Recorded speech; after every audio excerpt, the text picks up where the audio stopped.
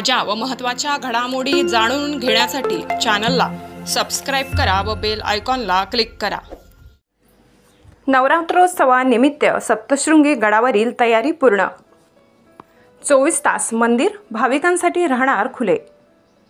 लाखो भाविक आदिमाया आदिशक्ती चरणी होणार लीन।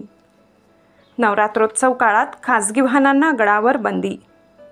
मंदिर ट्रस्टच्या वतीने भाविकांना विविध सुविधा। आजपासून सुरू होत असलेल्या शारदीय नवरात्रोत्सवानिमित्ताने उत्तर महाराष्ट्राचे आराध्य दैवत असलेल्या नाशिकच्या आदिमाया आदिशक्ती सप्तशृंगी देवी चरणी लाखो भाविक लीन होतात।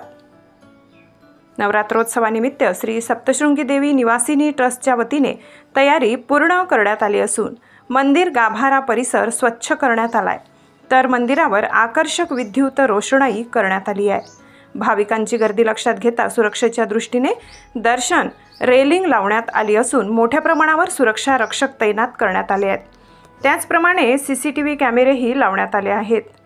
नवरात्रोत्सव काळात गडावर खासगी वाहनांना बंदी असणार आहे। त्याचप्रमाणे भाविकांची गर्दी लक्षात घेता भाविकांच्या दर्शनासाठी मंदिर 24 तास खुले असेल, तर रोपवे देखील सुरू राहणार आहे। त्याचप्रमाणे देवी मंदिर ट्रस्टच्या वतीने भाविकांना विविध सुविधा पुरविण्यात येणार असल्याची माहिती सुदर्शन दहातोंडे व्यवस्थापक यांनी दिली आहे। वृत्त संकलन विभाग, गर्जना न्यूज। सर, सप्तशृंगगडाचा महिमा काय आहे? नवरात्रोत्सवामध्ये कशी देवीची पूजा केली जाते किंवा कशी आभूषण असतात? सप्तशृंगी देवी ही खऱ्या अर्थाने भौगोलिक परिस्थिती बघितलं तर विविध 7 शिखरांवर विराजमान असलेली, शृंग म्हणजे पर्वत, आणि त्या 7 शिखरांवर विराजमान असलेलं शक्तीचं स्वरूप, जगदंबेचं स्वरूप म्हणून सप्तशृंगी असं नाव प्रख्यात आहे। सप्तशृंगी देवी खरी मुळात आद्य स्वयंभू शक्तीपीठ आहे, शक्तीचं मूळ पीठ आहे।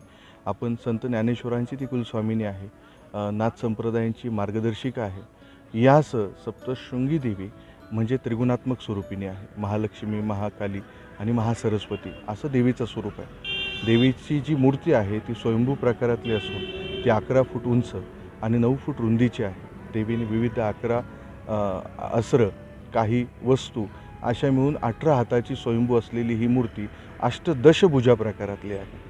देवीच्या ह्या परिसरामध्ये जवळपास 108 पौराणिक कुंड आहे। त्या प्रत्येक कुंडाचं धार्मिक महत्त्व वेगळं आहे आणि इथला निसर्ग आणि इथली परंपरा ही आदिमाया आदिशक्तीच्या पावन स्पर्शाने द्विगुणित झालेली आहे। महाराष्ट्रातले मान्यवर जे संत आहेत त्या संतांमध्ये स्वामी समर्थ असतील, शंकर महाराज असतील, गजानन महाराज असतील, अशा महंतांनी ह्या भूमीला स्पर्श केलेला आहे।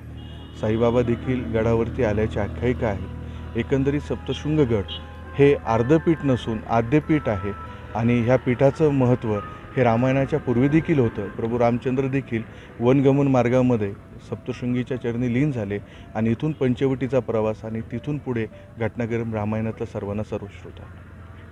नवरात्रोत्सवामध्ये आरत्या कशा पद्धतीच्या असतात आणि काय नियोजन असतं? सालाबादप्रमाणे नवरात्रोत्सवादरम्यान मंदिरे 24 तास भाविकांच्या दर्शनासाठी खुलं असणार आहे। सकाळी 5:30 वाजता देवीचा काकडा होणार आहे। काकडा झाल्यानंतर 7 वाजता अलंकाराची विधिवत पूजा, नंतर 7 वाजताच अलंकाराच्या पूजेबरोबरती देवीची पंचामृत अभिषेक पूजा सुरू होईल। ती सकाळी 9 वाजता आरतीने पूर्ण झाली की दुपारी 12 वाजता महानैवेद्य आरती असेल आणि संध्याकाळी शांतीपाठ, दुर्गा सप्तशतीचं पठण आणि याबरोबर सांज आरती होईल। भाविकांना मंदिर 24 तास जरी खुलं असलं तरी दैनंदिन पूजेचा जो क्रम आहे तो तसाच असणार आहे।